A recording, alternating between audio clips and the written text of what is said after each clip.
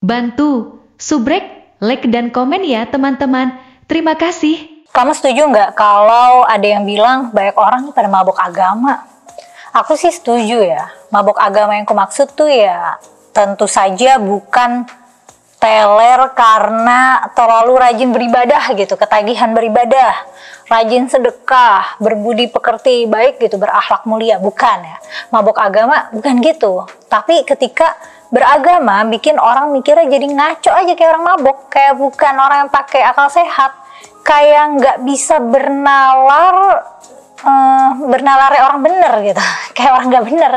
Jadi definisi mabuk agama yang aku maksud dengan mabuk agama itu adalah orang-orang yang beragama dengan obsesi buta, sehingga cara berpikirnya gak rasional, akal sehatnya hilang kayak orang mabok.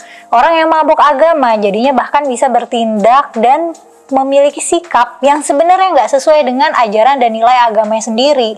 Nah, tindakan orang mabuk agama ini gak mencerminkan sikap religius, jenis religius yang penuh kasih sayang dan kebijaksanaan gitu.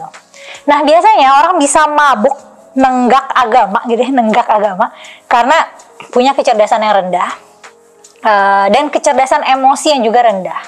Cirinya ya terlalu percaya tahayul gitu, nambah-nambahin ibadah nggak jelas yang nggak ada manfaatnya, nyusahin hidupnya sendiri dan hidup orang lain, tapi ngerasa hidupnya itu susah atau orang lain hidupnya susah basisnya agama gitu. Atau juga punya sikap anti ilmu pengetahuan, nggak bisa ambil keputusan rasional, nggak bisa merencanakan hidup secara rasional gitu, mikirnya semua udah diatur, rezeki udah diatur. Nah, terus punya orientasi terhadap akhirat secara fatalistis gitu, secara fatalistik. Orientasinya surga neraka mulu dan nggak bisa kontekstualisasi ke dunia. Kapasitas empatinya rendah, makanya cenderung intoleran. Dan terlalu feodal, memandang terlalu tinggi ustadz-ustadz, habib-habib, ulama, dan otoritas keagamaan lainnya, sehingga menyerahkan kemerdekaan berpikirnya buat tokoh-tokoh otoritas kayak gini. Hal-hal sederhana seperti boleh nggak ya pakai sepatu hak tinggi gitu, boleh nggak ya pakai make up, boleh nggak ya beli es tapi nama produknya es pocong gitu. Keputusan-keputusan kecil kayak gini aja harus saya Pak Ustadz, nggak bisa nalar sendiri. Orang-orang yang mabuk agama ini saking mabuknya bisa ngerasa berhak untuk ngatur aturan kepercayaannya ke orang yang di luar kepercayaannya. Ada loh yang bikin peraturan wajib berjilbab buat siswi non-muslim tapi diwajibin pakai jilbab, kan ganjil banget ya, nggak masuk akal sehat rasanya. Aturan dress code buat kamu gitu ya jangan dipaksakan ke yang bukan pengikutnya. Ada juga nih agama yang mengharamkan makan babi kan, jadinya nggak makan babi dong. Terus orang-orang yang makan babi ini pengen bikin festival kuliner non halal buat mereka, maksudnya babi tadi. Nah, diprotes sama ormas, katanya meresahkan. Coba ngapain resah?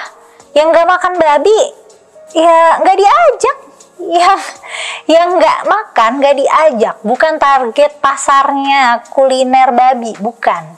Nggak diajak kok resah dan ngotot protes, kan kayak orang mabok ya. Ingat nggak zaman pandemi? Ingat lah ya, baru beberapa tahun yang lalu.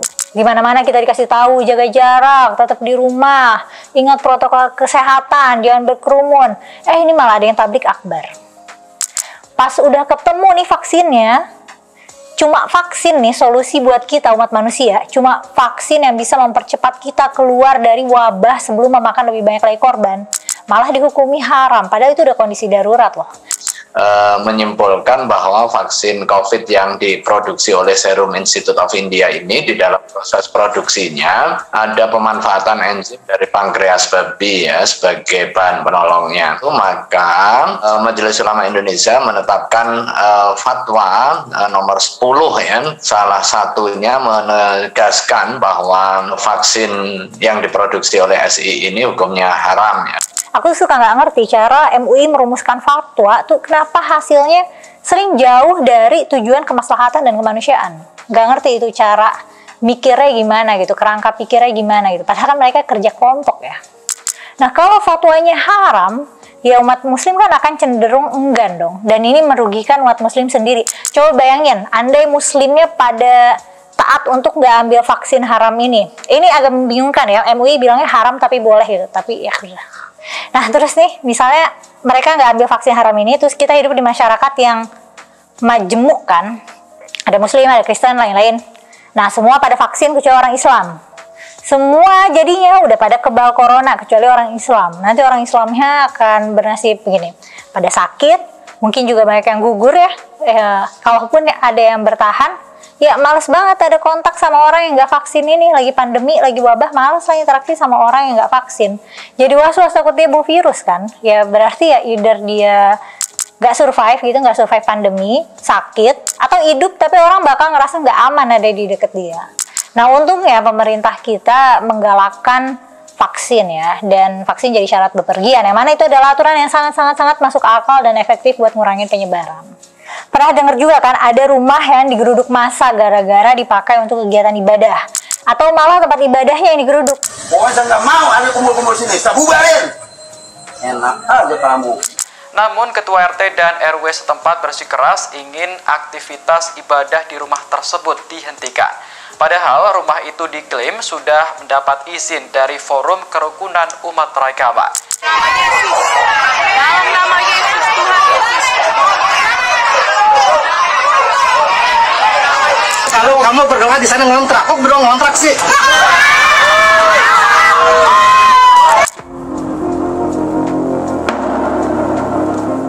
Nah itu orang mabuk tuh yang geruduk, teler banget itu. Dan tiap tahun nih, tiap musim Natal ada aja keributan soal haram ngucapin Natal. Padahal nggak diajak loh.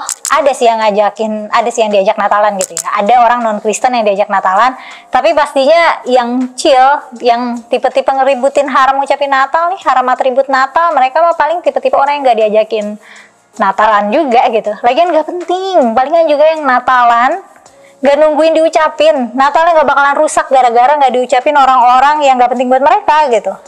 Jadi ini pasti nih orang-orang mabuk gitu, makanya sober dulu coba gitu supaya bisa mikir jernih. Lanjut lagi nih ya, misalnya ada korban bencana alam, bagus dong kalau ada yang kirim bantuan. Ternyata belum tentu bagus kalau bantuannya dari yang di luar agamanya misalnya. Atau kamu suka nonton pertunjukan tari nggak? Tari kan jenisnya banyak ya, termasuk di Indonesia ini kita punya banyak tradisi tari, ada banyak jenis tarian tradisional di budaya kita. Nah sebenarnya kan tarian itu seni ya, yang kita nikmati dengan kacamata estetika. Tapi ada juga yang malah menilai tarian dengan kacamata moral. Padahal kan tarian nggak bikin generasi rusak kok, tarian itu kan seni ya. Ya iya, seni itu bisa jadi media komunikasi, tapi bukan komunikasi efektif, bukan komunikasi yang jelas gitu. Pemaknaannya sesuai penikmatnya aja. Kalau misalnya nggak suka pertunjukan tarian juga ya nggak usah ditonton gitu ya, ya nggak apa-apa gitu. Kadang orang yang mabok agama ini, pembacaan realitasnya jadi agak ngaco. Jadi bisa aja ngerasa terancam sama patung atau sama uang kertas gitu. Katanya uang kertas Indonesia adalah logo Palu Aritnya.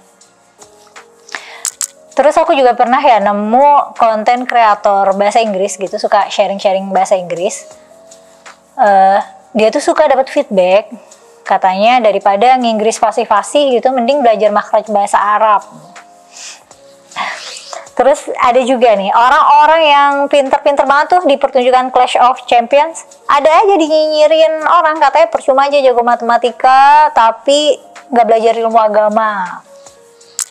Atau kelakuan orang mabuk nih ada lagi nih ya, kalau bulan puasa warung-warung makan digerebek, dirazia. Itu buat apa segala dirazia? Warung makan itu ya buat yang nggak puasa ya.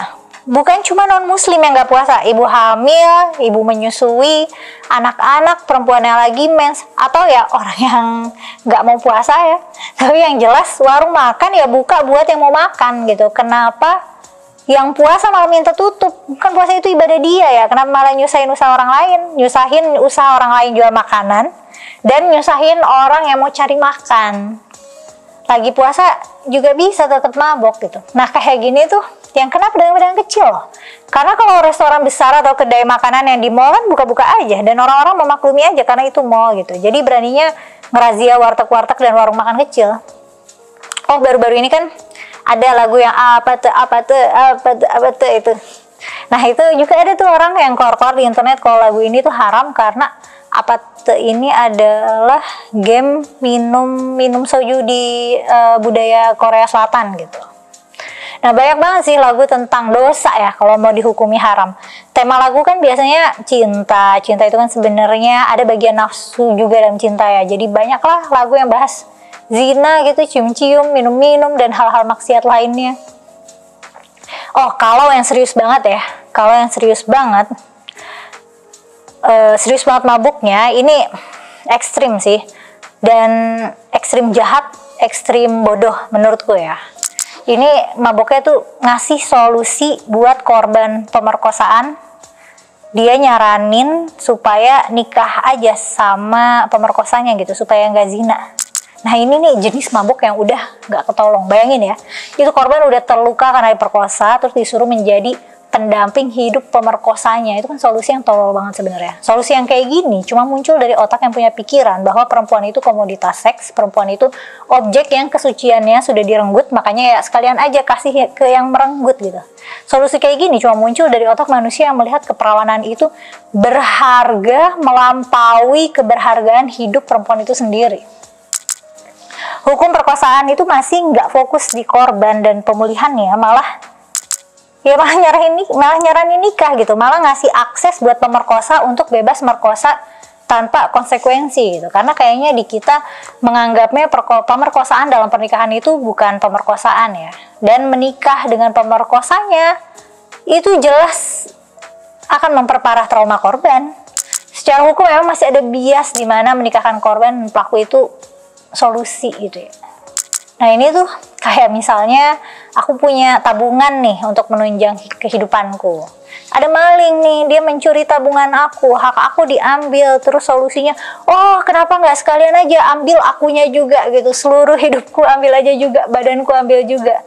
Nah gitu, orang yang diperkosa, hak atas tubuhnya direnggut, terus disaranin untuk nyerahin tubuhnya dan seluruh hidupnya buat pemerkosanya. Terus pemerkosanya bebas dari hukum. Nah, cuma orang mabok yang bisa come up dengan solusi macam kayak gini. Kayaknya orang-orang yang mabuk agama ini banyak insecure ya, makanya nengguk agama itu lebih dari batas wajar, makanya mabuk gitu. Alkoholnya ketinggian, mereka nggak punya saringan gitu. Nah, insecure karena terganggu sama ibadah orang lain, terganggu kalau orang lain kepercayaannya nggak sama kayak dia. Baik insecure ini harus gerombolan juga, nggak merasa aman dalam imannya sendiri. Dan kayaknya mereka juga krisis identitas, harus banget identitasnya menonjol sambil menyerang identitas orang lain. Biasanya counterculture mabuk agama ini adalah moderasi gitu ya. Bersikap moderat dalam beragama. Jadi secukupnya aja. Atau jadi agama dengan menyikapi agama dengan tafsiran alternatif di mana referensi-referensi agama dimaknai dengan makna yang selaras dengan nilai-nilai perdamaian, kemanusiaan, dan keberagaman. Biasanya penekanan nilai-nilai universal, penekanan untuk selalu mengedepankan konteks, dan mendorong dialog-dialog. Nah, ini nih upaya-upaya supaya bisa beragama dengan sober gitu, beragama dengan sadar. Jadi kebalikan mabuk agama itu ya beragama dengan sadar gitu. Jadi meskipun beragama, kesadaran kritisnya tetap nyala, nalarnya nggak mati, jadinya bisa santai aja, bisa merasa aman dan nyaman dengan imannya, meskipun misalnya di kompleks tempat tinggalnya banyak yang berdoa dengan cara yang berbeda dengan mereka, ya nggak apa-apa. Biasanya semuanya bisa aja punya kitab suci yang sama, tapi memilih pemaknaan yang berbeda. Ada yang meminumnya yang kandungannya keras gitu, makanya memabukkan. Ada yang disesap gitu, menyesap pelan-pelan gitu sambil dirasa-rasa, disadari rasanya. Jadi kadar minuman bernama agama ini di dalam tubuhnya bisa berada dalam kadar yang wajar gitu, enak, rasanya enak tapi nggak sampai mabok gitu. Ternyata bisa juga ya analogin agama pakai minuman. Counterculture lainnya sih ninggalin agama aja sekalian aja minumannya nggak diminum gitu, minum air putih aja yang jernih, atau minum yang lain apa kayak kopi, teh gitu. Tapi opsi ninggalin agama ini opsi yang nggak populer ya, karena banyak implikasi krisis identitasnya dan implikasi sosialnya ya, apalagi buat kita yang orang Indonesia. Akan aneh banget kalau nggak punya agama, akan asing sekali. Non mayoritas saja asing, apalagi non everything. Ada nih yang lagi mengajukan permohonan ke Mahkamah Institusi untuk boleh tidak beragama. Salah satu kritiknya adalah kebebasan beragama di Indonesia ini adalah kebebasan yang semu gitu. Masa harus milih salah satu agama dari 6 atau 7 agama resmi gitu. Kalau nggak mau milih gimana? Terus kita nggak punya opsi buat ngosongin kolom agama karena hak untuk tidak beragama nggak dilindungi, jadinya ada urusan-urusan administratif di mana orang yang tidak punya agama harus berbohong. Dan pertimbangannya juga hak konstitusional lainnya ya, seperti tidak adanya menikah dengan tanpa cara agama gitu. Sebenarnya kan bisa aja kan kalau misalnya negara mau bikin gitu. Nah ini aku rekam tanggal 5 November 2024 ya. Prosesnya masih dalam persidangan, entah nanti hasilnya gimana. Nah menurut kamu penting nggak untuk negara mengakomodir hak konstitusi manusia-manusia tanpa agama ini? Atau semuanya emang harusnya beragama? Terus ya, balik lagi ngomongin tentang mabuk agama. Apa kelakuan manusia mabuk agama yang paling absurd yang pernah kamu temuin? Coba ceritain di kolom komentar ya. Oh, by the way, aku ada rencana mau bikin forum. Sebut saja Forbidden Forum online, pakai Zoom. Kalau tidak meleset di luar perencanaan yang aku masih susun, aku mau eksekusi di tanggal 6 Desember dan 20 Desember. Materinya tentang literasi agama, yang satunya lagi tentang perempuan dalam pembacaan agama. Belum selesai aku susun materinya, masih aku pikirin juga teknis dan substansi diskusinya. Ada rencana juga untuk nambahin tier membership gitu, jadi yang bisa mengakses Forbidden Forum ini cuma member untuk Forbidden Forum gitu. Tapi what do you think? Ada masukan dan saran nggak?